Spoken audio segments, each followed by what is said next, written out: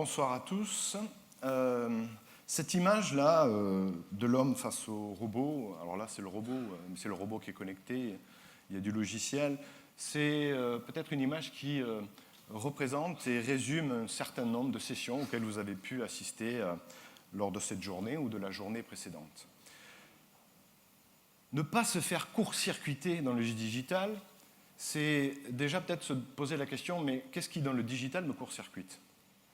Et très rapidement, on arrive bien évidemment à l'enjeu de l'automatisation. Ce qui nous court-circuite dans le digital, c'est l'automatisation. Le nouveau stade d'automatisation, parce que l'automatisation, bien évidemment, elle a toujours existé, mais maintenant, on automatise aussi le processus de prise de décision. Donc ça veut dire que c'est plus l'automatisation mécanique, analogique, mais avec le numérique, c'est aussi la capacité de court-circuiter les prises de décision. Et donc c'est un nouveau stade qui fait que tout le monde se sent potentiellement menacé, entre guillemets, par l'évolution du digital et derrière par son automatisation. Automatisation, je voudrais aussi commencer par là, parce qu'il y a un mécanisme de refoulement sur la question de l'automatisation.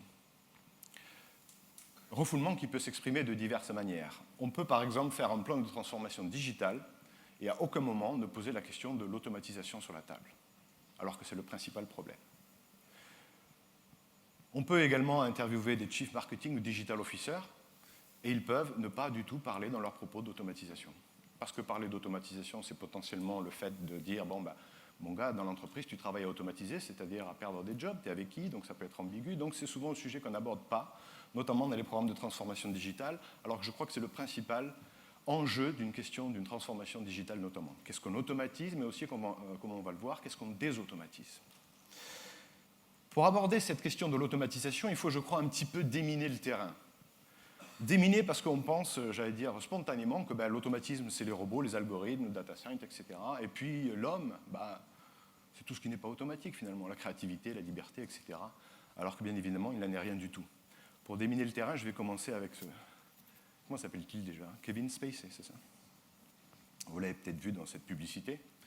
Qu'est-ce qu'il fait là ? Il conduit un automate, mais il n'est absolument pas absorbé par les compteurs. Il a la main sur le volant et sur le boîte à vitesse, qui par ailleurs doit être automatique, mais il regarde, il contemple. En plus, il est dans l'espace. Pourquoi est-ce que quand il est en interaction avec une machine, on peut se retrouver dans une situation de contemplation ? Vous l'éprouvez très certainement quand vous allez le matin au travail si vous utilisez votre véhicule ou quand vous partez en congé. Il y a quelque chose de phénoménal, c'est qu'au bout d'un moment, vous ne faites plus attention. Vous êtes vous-même en pilotage automatique. Et vous pouvez penser à autre chose, à votre journée, au rendez-vous, etc. Ce qui veut dire que dans la manière dont globalement et à titre individuel, on interagit avec les machines, avec les automates, si on peut interagir avec un automate ou avec une machine, c'est parce qu'en nous-mêmes, on a automatisé quelque chose. C'est un automatisme que nous avons intériorisé qui nous permet d'être en interaction avec un autre automate, et qui, du coup, nous permet de faire autre chose, de penser à autre chose, à la liste des courses, etc. Parce qu'on le sait bien en voiture, celui qui réfléchit, il est très dangereux. Et d'ailleurs, dans la circulation, on le repère. Ou celui-là, il réfléchit, il n'est plus en pilotage automatique, on s'en méfie. On s'en méfie parce que précisément, il n'a plus ces logiques d'automatisation que normalement on intègre quand on apprend typiquement à conduire. C'est aussi valable fondamentalement dans l'éducation. Qu'est-ce qu'on apprend à un enfant entre 5 et 7 ans, quand il va à l'école, à la fin de l'école maternelle et début du cours préparatoire? On lui apprend à s'asseoir et à écouter la maîtresse ou le maître. Et pour ceux qui ont des enfants entre 5 et 7 ans, vous savez très bien que c'est tout sauf naturel pour un enfant de s'asseoir et d'écouter le maître ou la maîtresse. Éduquer, c'est désautomatiser des automatismes, par exemple le comportement naturel d'un enfant, pour en acquérir un nouvel automatisme. C'est toujours ça l'éducation. Qu'est-ce que je désautomatise pour acquérir de nouveaux automatismes ? Et c'est parce qu'il va acquérir l'enfant cet automatisme d'être capable de rester assis et d'écouter la maîtresse qu'il va pouvoir apprendre ensuite de nouveaux automatismes. Lire, écrire, compter, qui sont aussi des automatismes. Tu connais ta table de multiplication, tu connais ton vocabulaire, etc. Chacun de ces automatismes que nous acquérons nous rend plus libres, nous éduque et nous élève. Et il y a une voie naturelle pour l'apprentissage, l'acquisition qui passe par les automatismes. Nous sommes des animaux fondamentalement, et parmi tout le règne animal, ceux qui développent le plus des automatismes. Et c'est ça qui nous permet d'ailleurs de nous intégrer avec cet automatisme des machines. Toutes les activités, y compris si vous faites du golf, pas forcément en haut d'un building, Qu'est-ce que vous faites? Que fait le joueur de golf? Il passe son temps à faire des swings pour automatiser son corps, avoir plus de régularité. D'ailleurs, on les reconnaît, les golfeurs, quand ils marchent toujours un peu comme ça, vous avez remarqué? Ah, vous aussi, vous avez remarqué. Je plains celui qui va recevoir la balle sur la tête, mais le golfeur, comme dans toute pratique, on automatise son corps. On développe des automatismes, précisément pour pouvoir ensuite, la plupart du temps, faire autre chose. Quand on fait une activité quelle qu'elle soit, à partir de ces automatismes, on peut libérer son esprit, on peut faire autre chose. Et puis, s'il fallait enfoncer le clou, on pourrait faire appel à nos neuroscientistes, par exemple Stanislas Dehaene au Collège de France, qui s'intéresse à ce qu'il appelle les neurones de la lecture. C'est quoi les neurones de la lecture? En fait, il n'y a pas de neurones de la lecture. Il y a simplement un fait que quand un enfant apprend à lire, eh bien, on constate que dans son cerveau, il y a des choses qui se gravent, il y a des circuits et des routines qui se mettent en place. Et ce sont des automatismes. D'ailleurs, si vous avez un enfant qui est en difficulté à l'école, la maîtresse vous dira qu'il n'a pas encore acquis les automatismes de la lecture. C'est-à-dire qu'il en va un peu dans la lecture comme dans la conduite. Celui qui n'a pas les automatismes, il est dangereux ou alors il est en difficulté. Un enfant qui fait des efforts pour déchiffrer à chaque mot, qui n'a pas les automatismes, il ne prendra pas de plaisir à la lecture. Il ne s'intéressera pas au sens, au texte, au sous-entendu, etc. Pour lui, ce sera un mur permanent. Et il va le traîner vraisemblablement pendant toute son éducation. Et je pense que vous êtes comme moi, il y a toujours des sujets, que ce soit en grammaire, en français, en chimie, en mathématiques, sur lesquels vous n'avez jamais vraiment rien compris. Et puis ça vous suit, et vous savez, ça c'est mon truc, je me reconnais, j'ai jamais compris comment ça marchait, j'ai jamais acquis les automatismes. Donc il n'y a pas d'un côté les machines et de l'autre les humains qui ne seraient pas du tout perméables aux automatismes. Si nous travaillons avec les machines, c'est bien évidemment parce que nous sommes capables de nous automatiser le corps, mais aussi l'esprit. Ce que j'ai dit au titre individuel, là, un individu qui apprend, c'est également valable au niveau beaucoup plus large, au niveau sociétal. Bertrand Gilles, dans son Histoire des techniques, qui est un philosophe des sciences et un épistémologue, a très bien décrit que si on prend l'histoire à une époque donnée, vous avez les automatismes des systèmes sociaux, parce que les systèmes sociaux, c'est des automatismes aussi. Elle a la messe le dimanche, le boulot le lundi matin, la messe du journal de 20h, etc. Tous ces rituels sont des automatismes sociétaux qui nous permettent, à nos civilisations, d'avoir un minimum de stabilité. Quand les automatismes, donc à une époque donnée, les automatismes sociaux s'ajustent aux automatismes techniques. Et on a des périodes qui sont assez relativement calmes dans l'histoire. Mais le fait est que les systèmes techniques ont ce vilain défaut de progresser. Et donc ils challengent l'ajustement qu'il y a entre les systèmes techniques et les systèmes sociaux. Parfois cet ajustement, le tissu se déchire. Et puis ça donne des scènes, par exemple les Luddites en Angleterre, les canuts en France, les taxis qui retournent les véhicules Uber Pop en France récemment.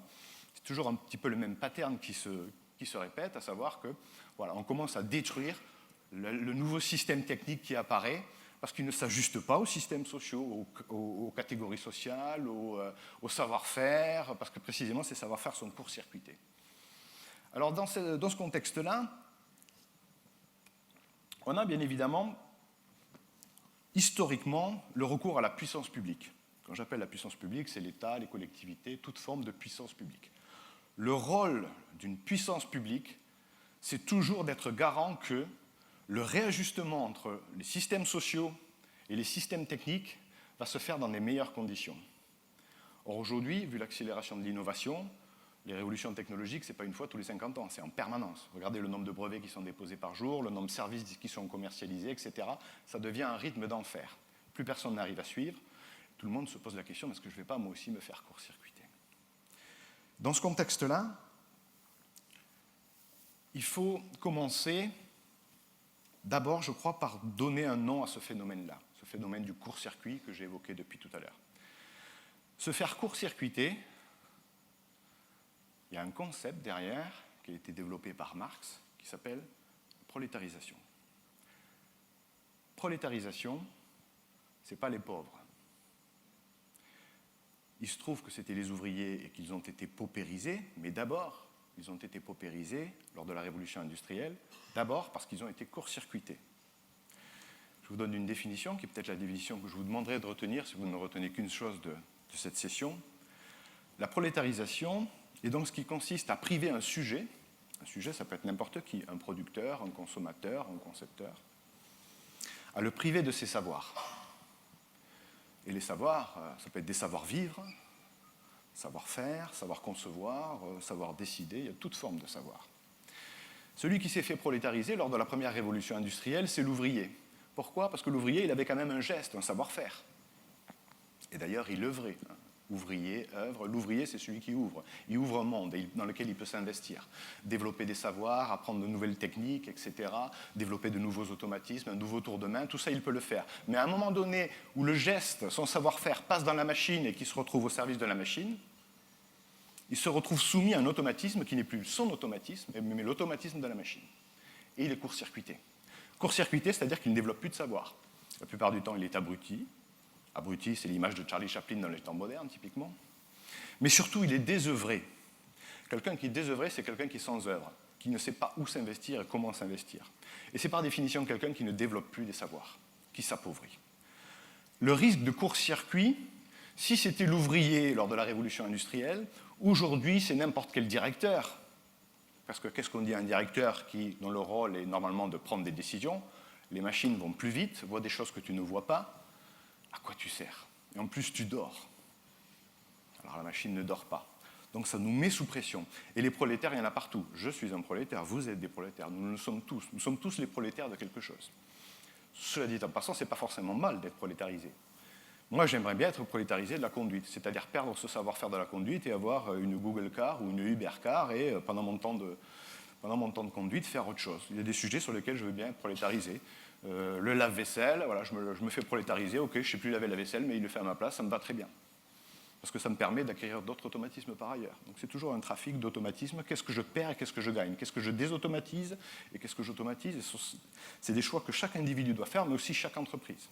Donc l'enjeu, c'est vraiment la prolétarisation. Pour ne pas se faire court-circuiter par la prolétarisation, donc, pour ne pas perdre nos savoirs, nos savoir-faire, parce que je vous rappelle que savoir et saveur, ça a la même racine. Si vous ne développez pas des savoirs dans votre travail, ça veut dire que ça n'a pas de saveur, et quand vous allez au travail lundi matin, ça n'a pas de saveur non plus.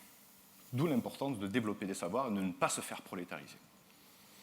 Alors pour ne pas se faire prolétariser, puisque ça correspond à ne pas se faire court-circuiter par le digital, quelques recommandations si vous me le permettez. D'abord, notamment dans les démarches de transformation digitale, si vous tendez bien l'oreille au discours que vous entendez, vous allez entendre deux logiques la plupart du temps. Une logique de l'adaptation. Ah, il faut s'adapter, ma petite dame, vous n'avez pas votre data lake, vous ne faites pas de data science, vous êtes has-been, etc. Voilà, tout le discours de l'adaptation. Vous pouvez aussi entendre le discours de l'adoption. S'il y a un pays qui est fort pour l'adoption, c'est bien évidemment les États-Unis. D'abord parce qu'ils ont eu à intégrer des millions d'immigrants, et donc de mettre en place des politiques d'adoption. Et puis ils ont gardé ça, politique d'adoption Hollywood pour faire adopter the American way of life, politique d'adoption aujourd'hui sur les technologies. Il ne nous aura pas échappé que ça vient toujours quand même, grosso modo, même si on a du génie en France. La politique d'adoption, ça se fait aux US. On a du génie en termes d'ingénierie, mais l'adoption, ça se fait aux US. Donc en gros, on est confronté à cette situation. Les Américains adoptent, c'est-à-dire des logiques de motivation, alors que nous, on arrive à la traîne derrière, il faut s'adapter, comme ici les Sisyphes qui portent leur boulet. Et bien évidemment que celui qui porte un boulet va aller beaucoup moins loin, beaucoup moins vite que celui qui est dans une logique de motivation, d'adoption. Donc préférez les logiques d'adoption aux logiques d'adaptation. On ne part pas sur une transformation digitale en disant de toute façon on n'a pas le choix. C'est no way. Quelles sont les motivations? Et les motivations, ça se travaille. Ça, c'est le premier élément. Deuxième élément, pensée pratique plutôt qu'usage. L'exemple que je prends toujours, c'est celui du métro. Vous êtes un usager du métro. Vous n'allez pas dire « je suis un praticien du métro ». Ça sonnerait étrange. Par contre, vous allez dire « je suis un praticien du piano, du golf, de l'aïkido, que sais-je ». C'est quoi la différence? C'est que dans les pratiques, vous développez des savoirs. Alors que l'usager, la seule chose qu'il fait, à la limite, c'est qu'il use le système. J'use le métro à chaque fois que je l'utilise, mais ça ne m'apporte pas grand-chose. Un excellent exemple, c'est toujours celui de Twitter. Twitter, un service digital, numérique, si vous voulez, et on constate que c'est un service qui permet non seulement des usages, parce qu'il y a toujours des usages, bien évidemment, mais surtout des pratiques. La fonction du retweet, de la citation, du hashtag. Ce sont les utilisateurs qui ont inventé des pratiques qui n'étaient pas dans le système conçu avec des fonctionnalités dès le départ. Et c'est le système technique de Twitter qui a dit ben, ça, c'est des nouvelles pratiques, ça m'intéresse, je refais mon design, je rajoute le bouton retweet, etc. Quand un service numérique autorise à ses utilisateurs non seulement à avoir des usages, mais surtout des pratiques, c'est-à-dire d'invention, de savoir, de comportement. Tout ça, c'est bénéfique non seulement pour les usagers, mais aussi pour le système qui s'enrichit. Il y a quelque chose de très vertueux. Le système technique est modifié par le système social, et inversement, on a un cercle vertueux. Alors que si vous faites juste des usages, les usagers ils jugent le système technique, il faut c'est en maintenance, il n'y a aucune valeur ajoutée la plupart du temps. Donc préférez les pratiques dans vos transformations digitales aux usages. Personnellement, je suis très agacé à chaque fois, les nouveaux usages du digital, les nouveaux usages, ce ne sont pas des usages, ce sont des pratiques. On ne confond pas les usages avec les pratiques, ce n'est pas possible. La figure, l'arme nucléaire contre la déprolétarisation, contre la prolétarisation, pardon, c'est l'amateur. Pourquoi? Parce que l'amateur, c'est celui qui aime. Donc vous êtes sûr que quand il est dans son activité, il s'y investit, pas parce qu'on lui a dit il faut le faire, c'est parce que ça lui fait plaisir. L'amateur, c'est d'abord celui qui aime. Je sais que dans les milieux professionnels, on caricature souvent l'amateur en disant « c'est un amateur, c'est un charlot ». Pas du tout ça. L'amateur, c'est celui qui aime. La figure opposée de l'amateur, c'est pas tant le professionnel que le spéculateur. Le spéculateur, il peut spéculer sur n'importe quoi. L'or, le blé, votre entreprise, ce que vous voulez. Il se fout de l'objet sur lequel il spécule. Ce n'est pas l'objet qui l'intéresse.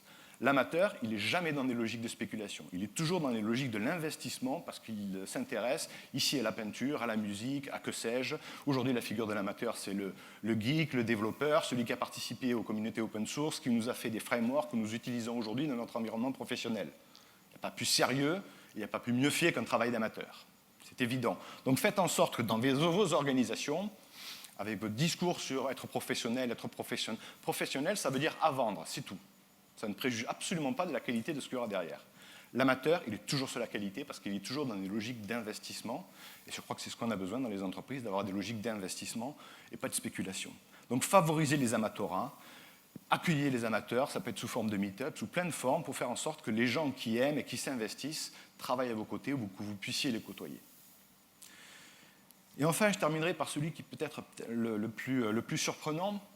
C'est celui qu'évoquait notamment Cédric Villani lors de sa conférence hier. Quand il a dit comment naissent les idées, c'est pas difficile, c'est pas facile à faire, pas facile à déterminer. Ce que j'appelle moi les vertus de l'intermittence. L'intermittence, déjà Aristote disait, il n'y a que Dieu qui est au top. Hein. Dieu il est toujours au top, toujours des bonnes idées. Nous, on a parfois une bonne idée, et puis ensuite, il faut attendre un mois pour que ça revienne, etc. Comme je disais tout à l'heure, et en plus, on n'est pas tout le temps sur le pont, on baise, on chie, on dort, enfin, on n'a pas que ça à faire, quoi. Donc, nous, on est des êtres, voilà, c'est dans la tradition grecque, les mortels, il faut qu'ils reviennent au travail, etc. C'est pas toujours des génies qui sont au top. Sans nous comparer aux chercheurs tels que Cédric Villani, nous avons quand même dans nos entreprises de multiples problèmes à résoudre et des solutions à trouver. La différence qu'on a peut-être avec Cédric, c'est que nous, quand on résout un problème, il y en a deux autres qui apparaissent. C'est assez systémique, et on sait qu'on n'en aura jamais fini. Mais pour aborder ces problèmes, si vous êtes vraiment avec les logiques d'adoption, de pratique, de figures d'amateurs que j'ai évoquées, vous savez qu'à un moment donné, quand vous êtes vraiment préoccupé par un sujet, ce n'est pas parce que vous êtes concentré à votre table que la solution va arriver, il faut aller prendre l'air, il faut faire autre chose, et puis paf, la solution vous arrive comme ça, parce que vous étiez dans une situation d'intermittence. Je dis ça, c'est parce que l'activité au cœur du digital, de produire des automatisations avec les développements, les développeurs, une activité de développeur, c'est l'activité la plus créatrice dans le mouvement de transformation digitale. Et si vous êtes dans une logique de transformation digitale, d'ailleurs, si la transformation, elle n'est pas dans la créativité de votre code, mais où est-ce qu'elle va être? Elle doit être là-dedans. Les développeurs qui automatisent cette transformation digitale, qui font des choix, qu'est-ce que je automatise ou qu'est-ce que je désautomatise. Pour trouver ces solutions-là, ils doivent être dans des environnements qui favorisent l'intermittence. Je dis ça, c'est parce qu'il y a encore des mentalités qui se disent « mais si je mettrais 100 développeurs en batterie, ça irait peut-être plus vite, s'ils ne se parlaient pas, etc. » C'est-à-dire pas la logique de figure de l'amateur, etc. Je pense que là, quand on est dans ces rhétoriques-là, on est dans des rhétoriques notamment d'emploi et pas de travail. Moi, je suis comme vous, je connais plein de personnes qui ont un emploi mais qui ne travaillent pas. Et ce n'est pas juste une caricature de la fonction publique, ce que je suis en train de dire. Qui ne travaillent pas, c'est-à-dire qu'ils ne s'accomplissent pas, ils ne développent pas des savoirs au travail, ils sont désœuvrés, mais ils ont quand même un emploi. Et de plus en plus, je suis comme vous, je connais des gens qui travaillent, mais qui n'ont pas d'emploi. Ce qui est intéressant dans nos entreprises aujourd'hui, je reste dans la course, entre guillemets, je ne suis pas prolétarisé si mon activité est un travail dans lequel je m'investis et pas juste un emploi, et qui fait que je développe, je produis moi-même des savoirs. Et donc je les partage, etc. Et on rejoint les patterns qu'évoquait tout à l'heure Ludovic Senken quand il parlait de l'entreprise libérée, parce qu'il y a ça derrière. Donc finalement, je terminerai en disant que, vous savez, on a parlé à un moment donné de désamiantage. Je crois que le véritable enjeu que nous avons, notamment dans nos programmes de transformation digitale, c'est un enjeu de déprolétarisation. C'est-à-dire, dans une transformation digitale, qu'est-ce que j'automatise, qu'est-ce que je désautomatise, et derrière, parce que des automatismes, c'est aussi des nouveaux savoirs, quels sont les savoirs que je veux produire. Et les savoirs, c'est de la saveur. Si vous voulez que les gens qui travaillent avec vous et vous-même soient motivés avec les logiques d'adoption que j'ai évoquées tout à l'heure, et pas les logiques d'adaptation, fardeau sur soi, si vous voulez aller vers là, il faut respecter notamment ces logiques d'intermittence. Et là, vous serez vraiment dans des logiques de déprolétarisation. Je pense que c'est vraiment l'enjeu sociétal vis-à-vis de la question de l'automatisation du digital. Il ne me reste plus qu'à vous souhaiter une joyeuse déprolétarisation dès lundi. Merci beaucoup.